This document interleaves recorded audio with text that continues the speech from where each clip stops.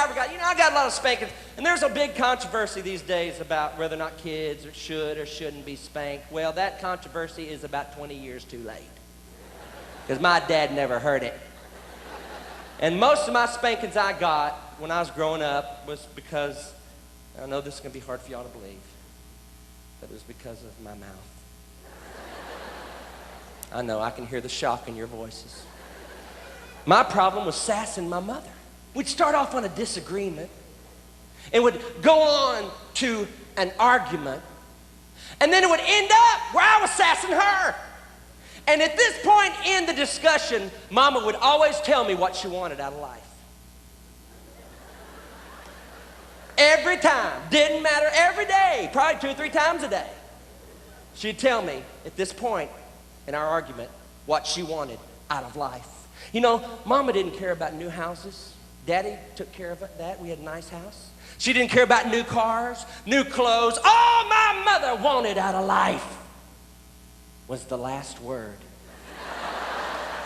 She'd say, Mark, you had better let me have the last word. And I tried to give her the last word, but something brilliant would always pop in my mind and be out my mouth before I could stop it. Well, the last whipping I got, I was 15. 15! I was skinny back then, y'all. I had acne on my face. I looked like a Clearasil poster child. I had braces on my teeth. That's before they were fashionable. My brother accused me of eating car antennas. And it was on the way to school. It was on a Wednesday morning on the way to school. I asked Mama, I don't remember what it was about.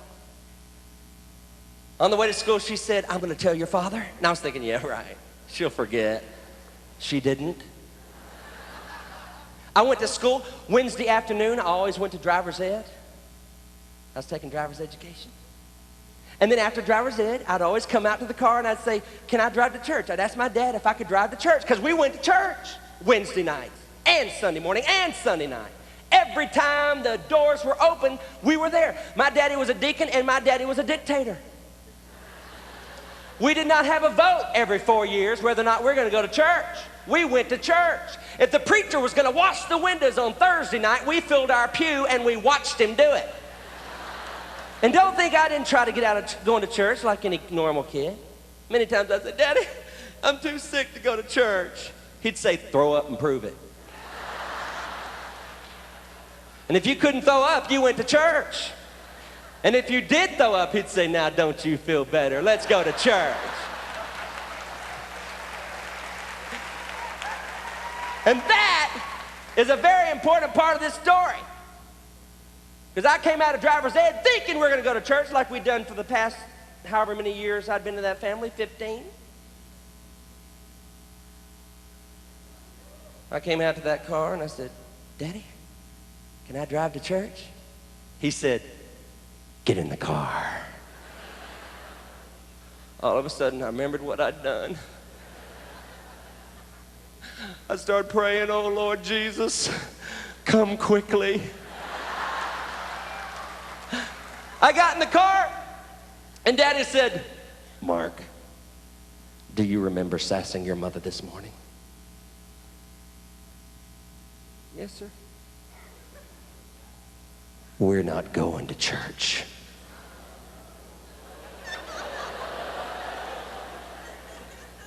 I'm going to take you home, and I'm going to half kill you.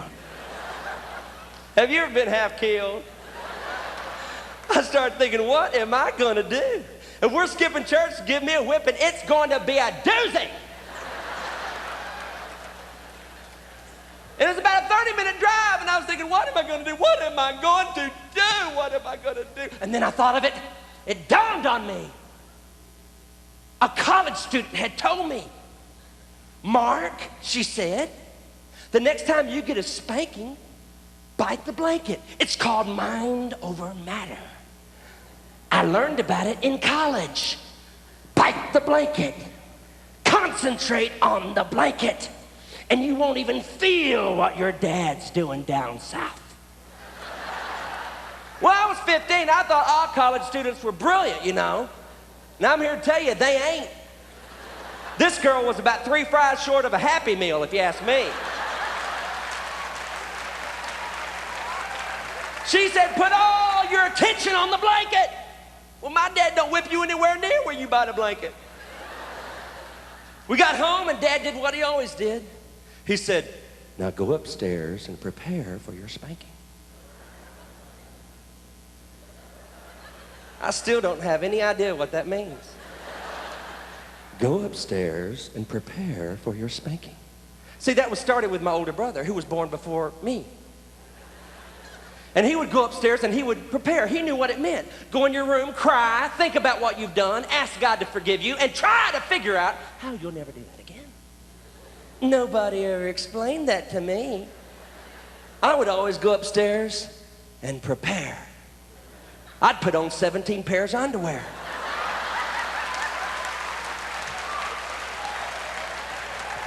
And I'd pull my jeans up over that.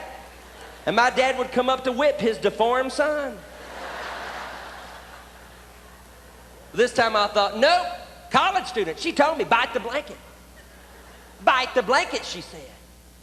I went upstairs, and for 30 minutes I crammed this fuzzy University of Houston blanket down my throat. Most of that blanket was in my digestive tract before my dad entered my room. A sprig was hanging out in my mouth. I was into that blanket. If I'm going to mind over matter it, I better do it right, man. I crammed that blanket when I was in that blanket. And I heard Daddy coming up the steps. Boom, boom, boom, boom, boom, boom, boom, boom.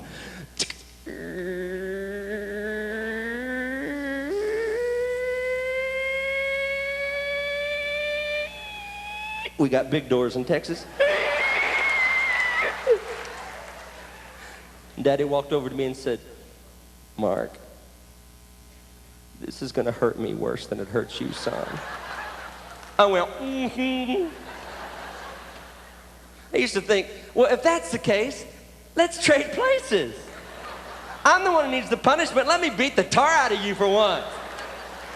But I never said it. And then I heard the sound that to this day puts goosebumps up and down my spine. Have you ever heard it? Have you ever heard it? It's the sound of a belt flying through belt loops. Pow! You know judgment has come. The worst part of that whipping wasn't the whipping. For the next 3 days, I picked fuzz out of my braces and coughed up 6 fur balls.